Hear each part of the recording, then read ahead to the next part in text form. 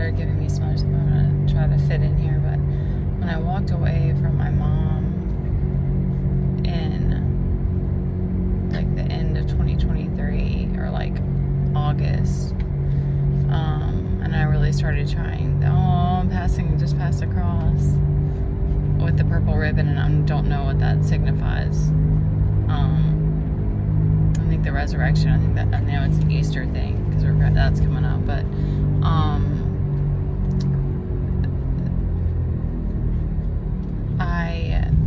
I started doing, I was like, okay, I had looked into doing tarot. Is this guy?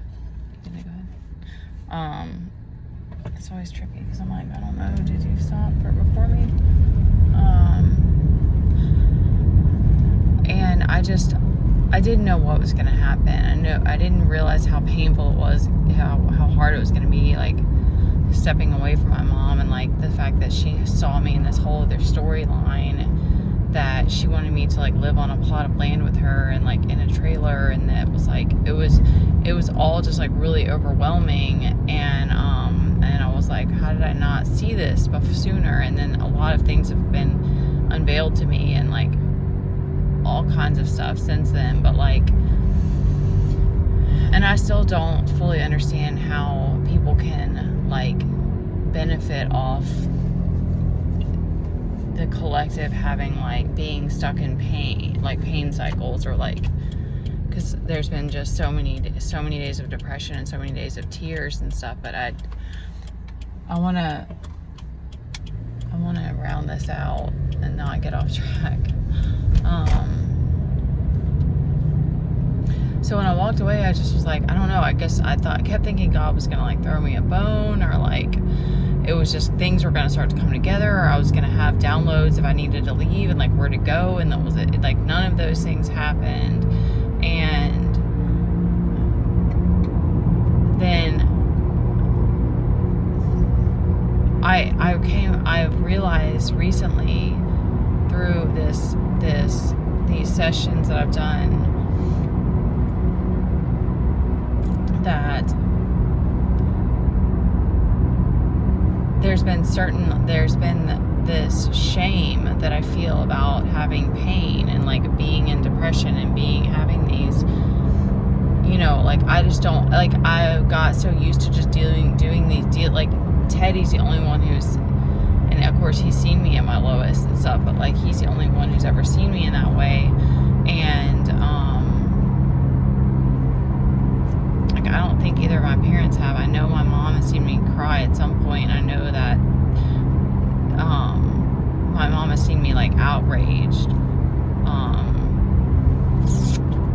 but I don't know. I realized that it was like I wasn't letting, like, all this time I haven't been letting God into my heart, because it's like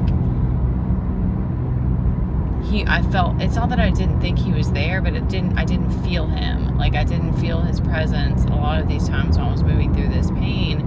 I felt very alone in it. And then I also felt this shame about it, or this sort of, like, I don't know if it was imposter syndrome. I don't know exactly what it is, of just, like, feeling like I'm supposed, you know, to show up and do leadership stuff. I'm supposed to be a leader, even if there's, like, 10 swords in my back, or, like, you know what I mean? Like, you feel that, if you feel that, you feel overburdened or whatever by life, but it's like, well, I still got to show up, and I got to do it. And I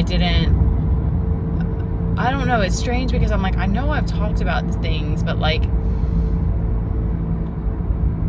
there's this realization that I was like, I really wasn't letting God in, and that to help me heal, because I haven't let the stories go. Like, I haven't, like, I have started working through that now, and then God's been showing me, just, like, don't feel bad about your pain. Like, you went through these things, like, you have pain from it, and that also makes me, all of these stories are, like, really what connects us. And it's not about being strong all the time, or, like,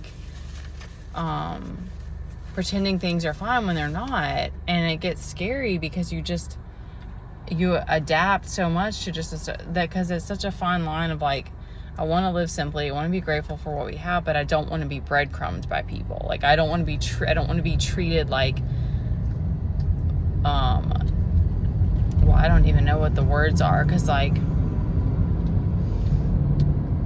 I had already started to, like,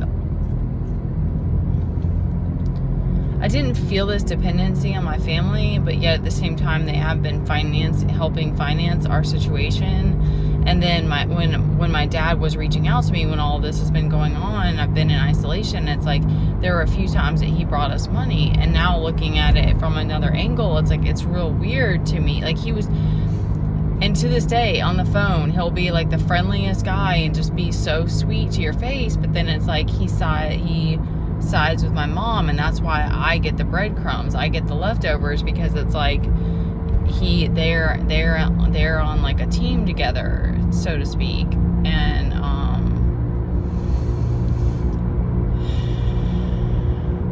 so it took me so long to realize, like, I'm still wrapped up in some sort of like messed up situation, because until I put my foot down and I said, enough's enough. Like, I'm barely surviving, and you guys just don't give a shit, and you're just over here in delusion land, like everything's fine, and it's not fine. And that's when everything has started to change, and even God has been like right there with me and stuff. So it's like, it's so crazy, because it's scary. It's starting to feel scary. Not scary, but it's just, it's wild looking at it from another side of, like, I just started to normalize that I'm just in pain every day. I just cry every day. I just don't know how to make our life better. Like, that, you just start to, like, accept this hell that you're in.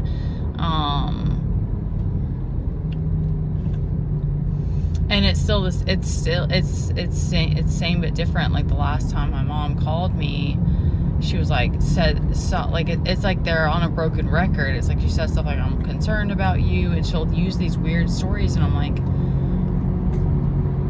you weren't concerned about me yesterday. Like, it's just weird. And then with my dad, it's like, he's all of a sudden, like, he laid off after I told him, no, I don't need your help, but he kept calling me, texting me, and then he just texted me like, hey, I cooked some stuff if you want me to bring it by. It's like, they're still trying to just like put a band-aid on the situation. And it's like, no, I'm choosing God. Like, I want whatever God wants for me, which was how it was before, but it was just like, I didn't realize how much they're still, like, oh, that's what I need to wrap this up. Oh, that person's going way too fast. You need to slow down. I got a child in this car.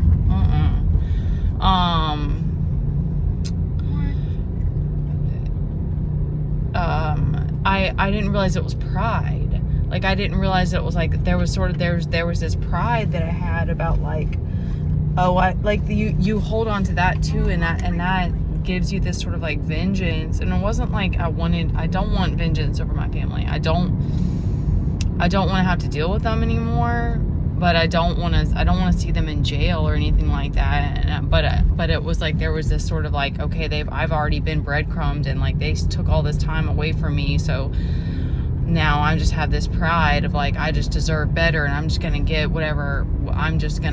Things are just gonna work themselves out, and it's just all, it was like this sort of pride that I didn't realize I had, instead of it being like, God, please guide me and show me what I'm not seeing, and how can I let go of this pain and stuff like that, like not letting him guide me.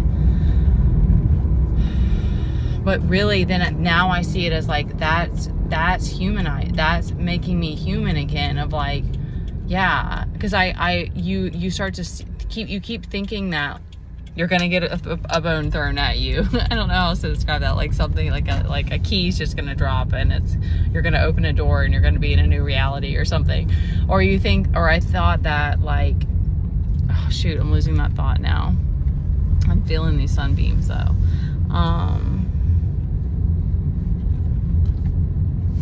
It's like, it's sort of that savior thing of like, okay, God, I'm just gonna get saved. God's just gonna save me now. Like, I'm just gonna, like, it's just gonna. Why are you looking at me like that?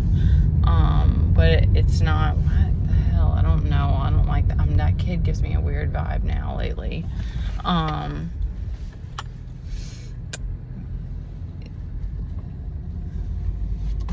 Like, give me a little bit of a Children of the Corn vibe. I love that. I love all of it. They're all really sweet, so I don't want to be mean. It's just they do give me a little bit of a Children of the Corn vibe. Shoot, y'all.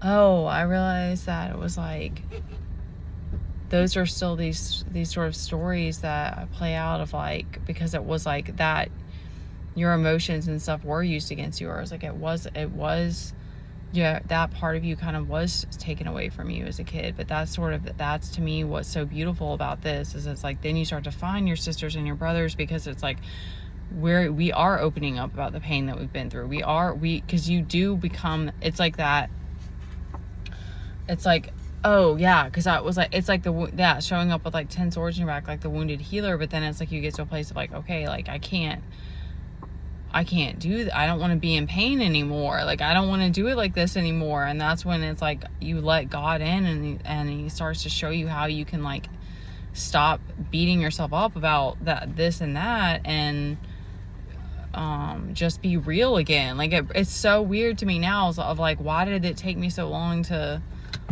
get to this point? But it's like, because it's like the other part is like, you keep thinking that it's not that I just think that my parents are going to change. It's just kind of like, I thought they would just like fade out, and that's not how they kind of did, because they don't constantly text and call me. So it's like, there is this beautiful peace that you're given, but until you're like in a new reality, and they're like, it's like they still are breadcrumbing you. They still are treating you like less than, and that becomes very painful, because you're like, well, God doesn't treat me like that, so my son doesn't treat, well, he does sometimes he takes anger out of me, but like, he doesn't treat me disrespectfully.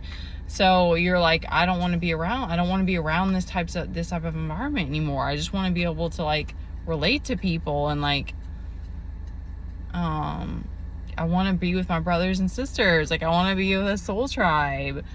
Yeah, I think that's it for that.